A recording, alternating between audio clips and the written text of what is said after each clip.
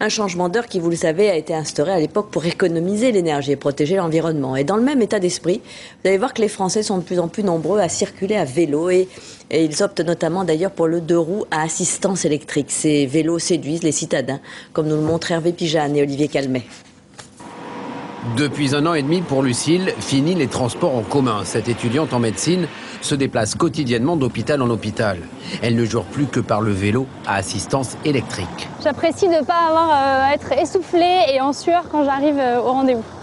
Phénomène très urbain, le vélo à assistance électrique a vu ses ventes exploser en 5 ans.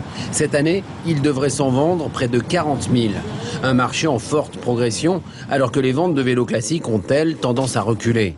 Pour autant, l'électrique ne représente encore qu'un peu plus de 1% des ventes totales de cycles, sans doute à cause de son prix. Mettre 1 500 € dans un vélo, pour la plupart des gens, ça fait cher.